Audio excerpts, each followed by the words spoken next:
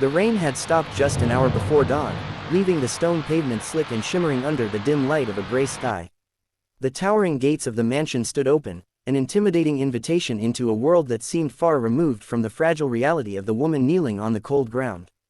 Her dress, once cream-colored, was now worn and soiled, clinging damply to her thin frame. In her arms, a baby stirred, whimpering softly, pressing its tiny face into her chest as though trying to hide from the vastness of the world. She was trembling, not from the chill in the air, but from the weight of the moment. Before her stood a man in a perfectly tailored suit, tall and imposing, his presence radiating authority and coldness.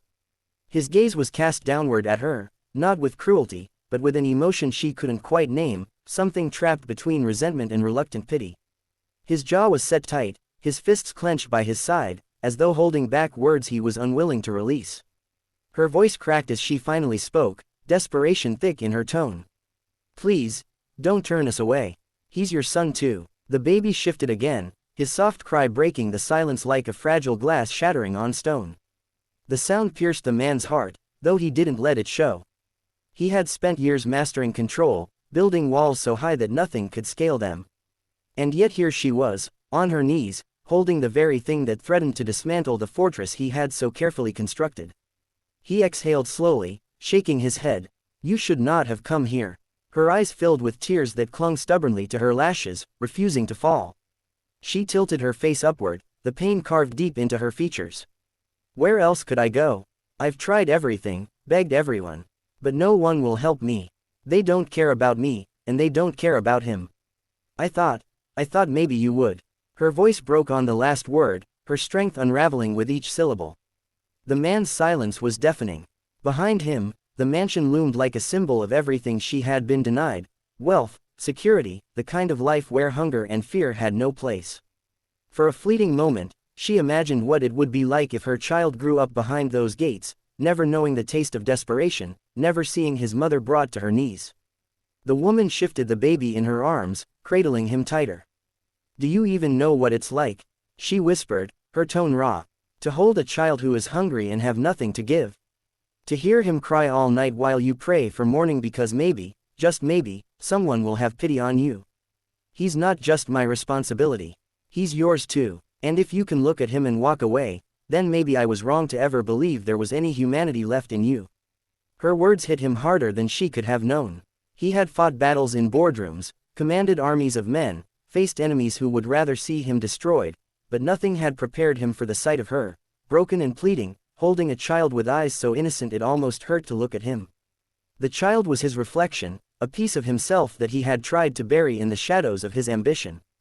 The memories came rushing back, the nights of passion that had burned like wildfire, the promises whispered but never meant to last, the day he turned away, convincing himself that cutting ties was the only way to protect his empire. He had told himself she would be fine, that she was strong enough to survive on her own. But standing here now, confronted by the truth of her suffering, he realized how wrong he had been. Still, pride held him in its cruel grip. "You think it's that simple," he muttered, his voice low, almost bitter. "That I can just accept this child and everything changes. You don't understand what you're asking of me."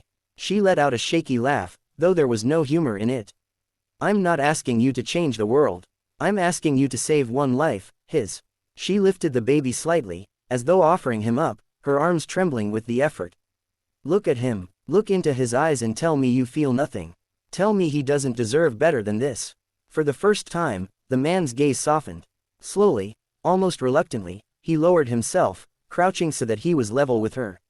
His eyes met the child's, wide, curious, filled with an innocence that disarmed him completely. The baby reached out a tiny hand, brushing clumsily against his father's sleeve. That small, fragile touch pierced through layers of armor he hadn't even realized he still wore. His throat tightened. For a moment, he couldn't breathe. He wanted to deny it, to pull back, to retreat into the safety of indifference. But the truth was undeniable. This was his son, his blood, his responsibility. He looked at the woman again, her face streaked with tears, her body frail from exhaustion. She had carried the burden alone all this time, and yet here she was, still fighting, still begging, for the child, not for herself. Something inside him cracked. "I should hate you for this," he murmured, his voice trembling with a rare vulnerability. For showing up here, for forcing me to face what I've tried to bury. But I can't, not when I see him. His hand hovered uncertainly, then finally rested gently on the baby's back. The child gurgled softly, pressing against his touch, as though instinctively recognizing the connection. The woman closed her eyes, relief flooding her like a tide. For the first time in months, she allowed herself to believe that maybe, just maybe, they would not be alone anymore. But the man's expression darkened again, conflict raging within him. If I take you inside, everything changes. My life, my family, my legacy, they'll all be affected. Do you understand the weight of what you're asking? She opened her eyes, meeting his gaze with unwavering determination. I don't care about your legacy. I don't care about the world you're afraid of losing. I care about him. He deserves a father. He deserves love. If you can give him that, then nothing else matters. The silence stretched between them, heavy and suffocating. The mansion's iron gates loomed like a judgment, daring him to make his choice. At last, he stood, extending his hand to her. His voice was firm, though laced with a tenderness she had never expected. Come inside, both of you. Whatever happens, we'll face it together. Her breath caught in her throat.